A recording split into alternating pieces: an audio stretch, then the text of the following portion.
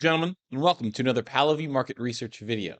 Today we're going to be discussing how to become more persuasive using the modes of persuasion by Aristotle. If you weren't taught the modes of persuasion, I'm going to teach you in this video today, and it's going to be a better explanation than you can find anywhere else on the planet. Now, am I talking a big game without having massive credibility in this area of my life? Of course not. I'm the most persuasive person you'll probably ever meet in your freaking life. Okay? Now, am I flexing that muscle and showing off all the time? No, no.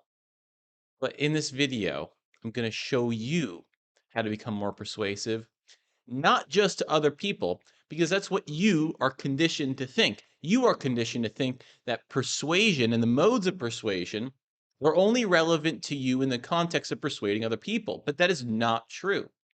Persuasion can be even more useful when it comes to helping yourself create your goals, execute on your goals, especially in the context of a player versus player, a you versus you type of game like speculation trading on the markets. Now, what do I mean by this?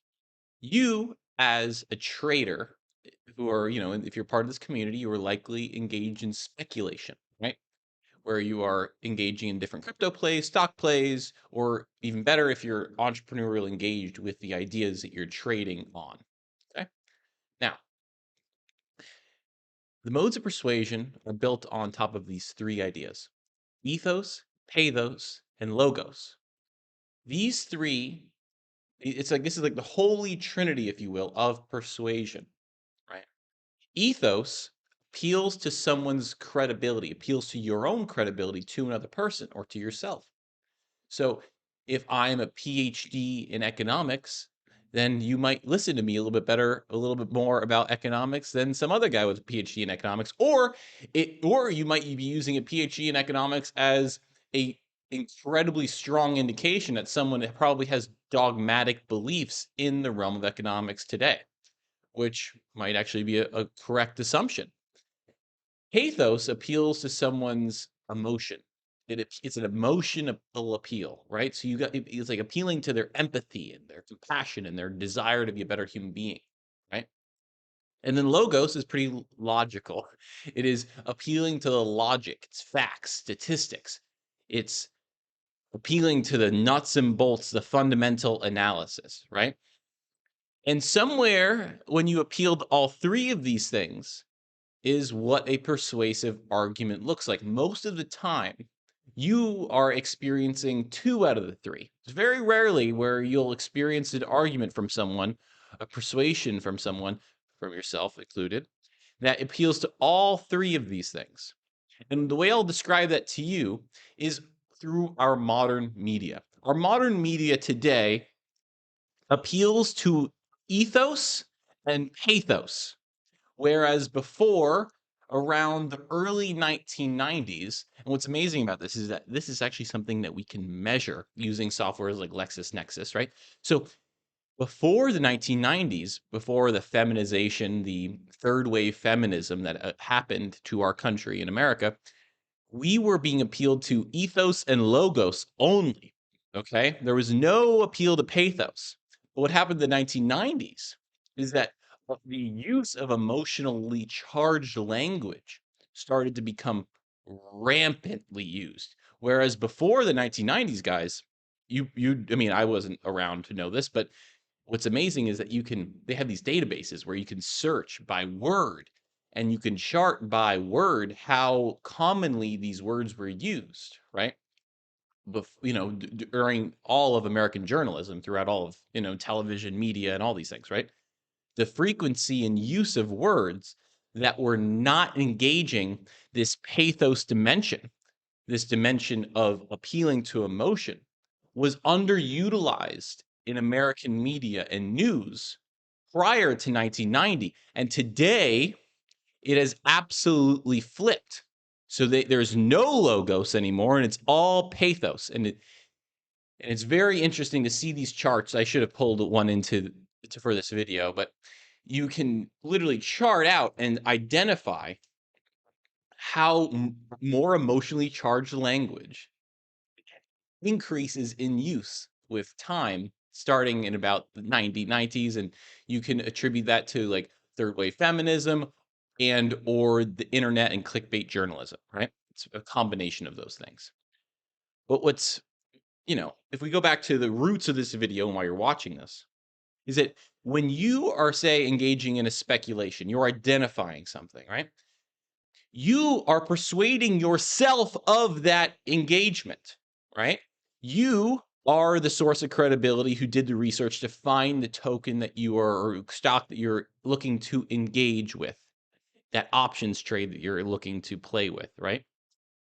Then you are managing, you have to be very self-aware of your emotions, right? Like you guys, most of you, I'm sure, have learned the hard way when you're trading and you're engaging in speculations that do not, where your emotions aren't under control, right? That's typically when you make the best mistake, the biggest mistakes. And whether or not you have like data and logic to back up this trade that you're about to be engaging with. This is the most this is like literally what trading is persuading yourself of moves to make, right? That's what you're doing, guys. So if you're not conscious that this is actually where all of your persuasion, where all of an argument is made, and that a trade is simply an argument you made to yourself that will lead to the outcome you desire, right? Use this framework for, and even just jot down a little bit of notes, like, before your trade, just like, okay, well, I understand that this, I understand that I'm feeling like this today. Like, just literally write out, like, okay, before I'm engaging this trade, I'm feeling like this. And it doesn't even matter how you feel, as long as you're aware of how you feel, you're gonna, re-optimize, you're gonna adjust accordingly. So what sits at the nexus of this Trinity, right? There are a lot of Trinities, right? The mind, body, the Holy Spirit. Holy Spirit being the love between, man and the Father, man, Father, Holy Spirit, right? Blah, blah. There's a lot of Trinities out here. So what's at the nexus? What's at the nexus of ethos, pathos, and logos? And I would say, and this isn't my idea either, this is an extension of Aristotle's ideas, it is kairos. And kairos is the is not really, it sort of represents the optimization of all three of these things, but it mostly represents timing. And that is the most important dimension when it comes to, especially when it comes to like dealing with other people. Not so much like the narrative about like you persuading yourself over things. It really applies to when you're engaging in persuasive arguments, or not even arguments, but just persuasion, pitching other people on things. You have to be aware of the timing, and you have to optimize your timing always, because sometimes you're not going to like be your best. Sometimes it's an off day for you, and aren't like at the same vibration that you typically are. And so maybe you want to come across with more credibility, and you want to come across as a more energetic, focused individual when you're making that pitch. So maybe that's a under optimization of what you could be otherwise. And pathos, maybe it's not an ideal day for them. Maybe you need to be more empathetic and aware of how their emotions are, and they might have too many other things going on. You want to give them space. And then logos is like, maybe you haven't done the research. Maybe you have a little bit more research to do. Maybe you can sharpen your knives a little bit, right? Put a few more arrows in your quiver, right? Before you're actually stepping off and making that pitch. So you want to have a little bit of anxiety associated with, you want to like, this is the thing, like you want to intentionally, like I have this belief that like, you can't be an anxiety free person, right? Like there's this amazing idea of like paranoia being like a, like a skill associated with being a really good operator in business. Like the best operators in a business environment, which is a little bit different from a CEO and executive, but the people who are actually operating the day-to-day things have to stay ahead of the day-to-day tasks, and the people who are actually able to see into the future are the people who are paranoid about the future. Okay? So you're going to be able to be paranoid about the future most optimally if you're thinking in terms of these, three dimensions, ethos, pathos, and logos, right? And also adding a fourth dimension to that, which relates to all three, is am I timing this right? Because as you guys know, especially in the trading world, being too early is another way of being wrong, right? Being too late, like we understand that being too late is wrong, but being too early is another way of being wrong.